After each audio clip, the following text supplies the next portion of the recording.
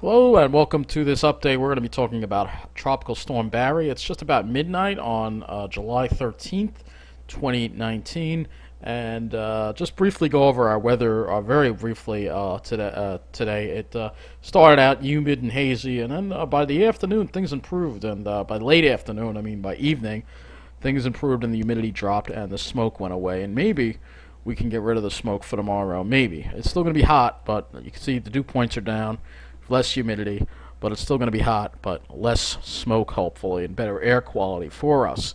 Uh, and looking at the satellite, you can see here that indeed we have. Whoops, let me move this. Come on. Here you go. Looking at the satellite, don't see much smoke here, so don't see much smoke. That's very good to see. So maybe there's a little bit of it. I noticed at sunset, but other than that, not too bad. Anyway, this is the MODIS satellite, and this is what we're going to be talking about.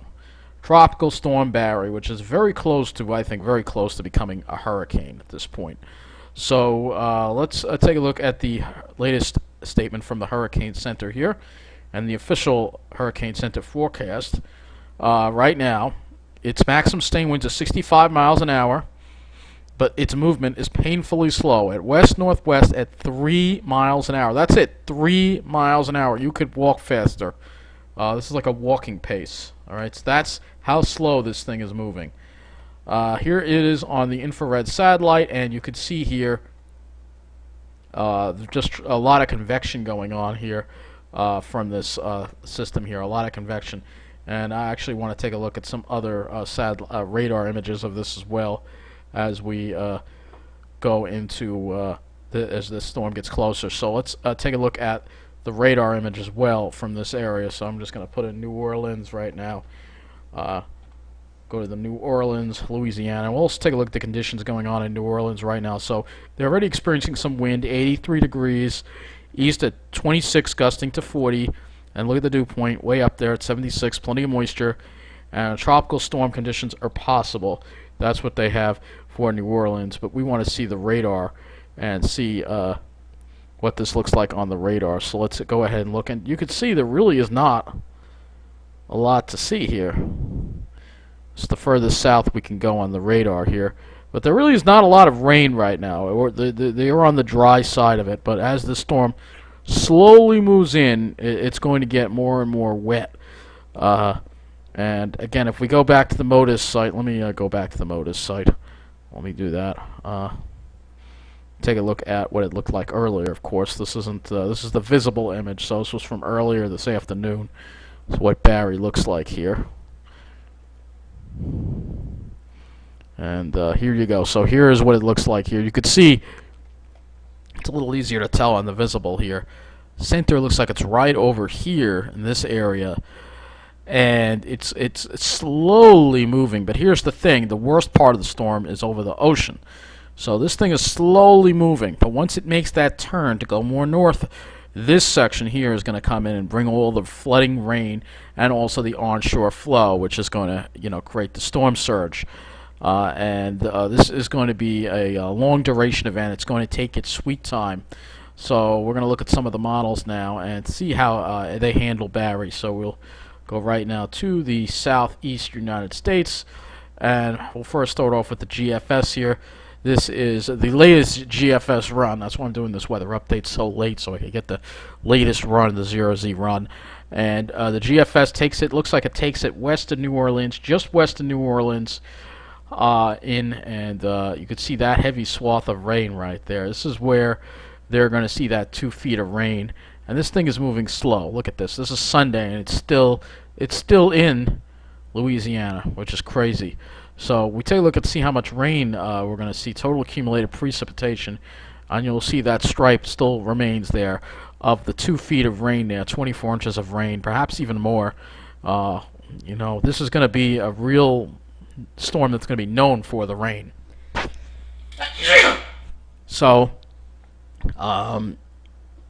we'll have to take a look. We'll have to keep that in mind and see how this all pans out, because different models have different solutions. And if we look at the NAM, NAM looks a lot different when we look at it. The NAM's taking the rain a little further east, it's taking that 2 feet area a little further east, closer to New Orleans. Um, but I don't know if I believe that right now. I think the turn is going to be a little further west. If we go ahead and look at how it's tracking. So again, we back up the NAM here, and we take a look at that track and see the NAM's turning it a little sooner than a lot of the models are expecting. And the sooner it turns, the closer it's going to be to New Orleans. The later it turns, the further away it's going to be. So you can see this track in, and it's just take its sweet time. And the NAM is even slower than the GFS.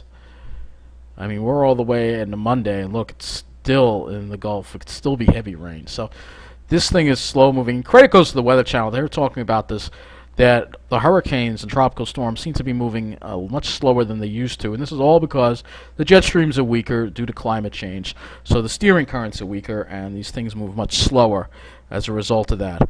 So that's the NAM. Let's go ahead and look at the HRRR, which is not that long of a range. I have to go back to the 2Z run, see where the HRRR landfalls this as well. So HRRR also going a little further to the west. It actually has it stalling for a little bit, so it could actually wind up just stalling right west of New Orleans, maybe 20 miles west of New Orleans before heading in. So this is going to be really bad, really bad. I don't have enough of the HRRR to do a rainfall calculation, but now let's look at the RGEM model and take a look at this. So again, RGEM seems to be taking it west, just west of New Orleans, but it's awfully close. And what may wind up happening is it may actually jog east a little bit. So New Orleans really looks under the gun to be really just inundated with just lots and lots of rain. And look at this thing. Look at how slow it moves. We're almost into Monday now, and it's still in Louisiana. Let's take a look at the rainfall, total accumulated rainfall on this one. And this one, again, this could be over 2 feet. It only goes up to 2 feet, so this could be over 2 feet of rain. That is crazy. That is insanity right there. That's just insanity. So now we're going to look at the winds. And we're going to looking at the wind speed here and seeing the winds on this. Now, like I said, the storm isn't going to be known too much for its winds, and it's going to be known. It'll just come ashore as a minimal hurricane. RGEM has the winds mostly over New Orleans and southern Louisiana, sustained maybe up to 52 miles an hour. Let's look at the NAM and see how that does, because the NAM may be a bit stronger than that. Yeah, I see more purple on the NAM, which could mean sustained winds closer to 60 miles an hour or 65 miles an hour, which is probably something I'm anticipating right now. And then the winds are still going to be a problem. It's not that they're not. There's still going to be a lot in the storm surge, and because this thing is moving so slow, look at the position it's in. It's just going to pile that water right into New Orleans. I do not understand why they have not evacuated New Orleans. You think they would have learned with Katrina, and I see the potential for a lot of problems in New Orleans. Hopefully their infrastructure has improved and they can take this storm, but somehow I doubt it. Especially the slow movement of the storm. So that's the NAM. Now we go to the GFS. Similar thing here. So the winds are really going to be howling right along the coast. But once it gets inland, the winds weaken, but the rain won't. So the winds are probably going to be going through tomorrow. And then as we get toward tomorrow night into Sunday, the winds won't be so much of an issue. It's just going to be the heavy rain. But that rain is just going to be coming down like no tomorrow. So let's go to windy.com. We're going to look at this also on windy.com as well. Because Windy has a nice graphic of the Euro model. So here is, and we're going to go now look at the Euro model. So here it is right here on the Euro model. Here it is. So this is Barry here. You can see this is the winds. The winds here up to 40 mile an hour. And we can actually change this to wind gusts. And you can see the wind gusts will be well over 60 miles an hour. And let's now move toward 6 a.m. tomorrow. And you can see it's bringing the winds of over 60 miles an hour up into New Orleans. All right, good chance New Orleans will probably lose power. and that's going to be bad because hopefully they have backup generation for their pumps. Hopefully they learned that from Katrina. Though these winds are still going to be strong, and they're going to be lasting for a while. So now we're at 11 a.m. Let's look at 7 p.m. Saturday. Winds are still going. All right, so the winds are still going. This thing makes landfall just west of New Orleans, puts New Orleans in literally the worst spot, and you can see just these really high winds just ripping through here. Still going. Now it's Sunday, 3 a.m. These are wind gusts, all right, but these are the highest wind gusts that you're going to see here, up to 60. So the winds are still going. Euro is a little slower with weakening, and the Euro is a good model for these storms. You can see, look, we're at 6 a.m. still gusting, still gusting. I think maybe now, maybe it should start to wind down by Sunday. I'm surprised Euro is a little stronger with that wind field. If we back it off and take off the wind gusts, you'll see it won't. It's not too as bad. But we'll back it up again and we'll take a look at the sustained winds, because the sustained winds are still going to be up there as this thing hits.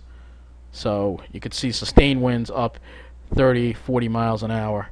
The worst of the wind will be confined to the coast, but you still see the winds are still going to be an issue in certain areas, and there's going to be a lot of power outages as a result of that.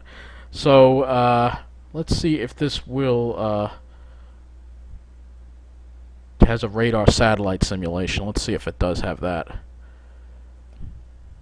No, it doesn't. Or that's just the current, I guess. Let's see if we can. Yeah, here is. Let's see if we can get the radar satellite. Not working. Oh, there we go. So you can see it a little bit. But most of the precipitation's offshore. Here's if they had rainfall amounts here on this model. Let's see. Yeah, rain accumulation. That's what I want to see. All right. So next 3 days. Here you go. This is with using the Euro. Pink. So there actually could be some 3 feet. The pink is 3 feet of rain. But the Euro spares New Orleans and takes the heavier rain to the west. So if the Euro was right, New Orleans may get spared the heaviest of the rain, and it might be just to the west. This is the Euro, though, all right? It could change this to the GFS, and the GFS, you see, has the heavier rain over New Orleans. And the NAM doesn't really go that far, I guess. All right, and now I don't know what just happened. So, I don't know why it's not working. Oh, next 12 hours. Oh, yeah, I see. I've got to go to the next 60 hours. Okay, so here's the NAM, next 60 hours. You can see has it over New Orleans as well. So Euro's a little further to the west. Hopefully the Euro is right on this, but we'll find out by the morning where this thing is exactly going to make landfall. We still don't know yet, but I'm hoping the Euro is right. At least it'll spare New Orleans, but this is going to be, even though it's not one of the strongest storms, it's still going to be a very pretty bad natural disaster for this area. So we're going to have to send out prayers and to this area, because this area is going to get pounded. And the last thing I do want to look at before we wrap up this weather update is power outages. Power outage U.S. And you can see we could actually get the amount of power outages right now. There are 30,000 power outages in Louisiana. And I don't know if we can get any closer of the map of Louisiana, show the highest impact areas. Looks like Assumption County has a lot out, and so does Terrebonne County, Lafourche County, and then there's a lot out over here too. This is all gonna light up red tomorrow. So that does wrap up this weather update. Take care, and of course, well, this is more of a Barry update, and I'll provide you more updates. Hopefully in the morning I should have another update for you. Take care.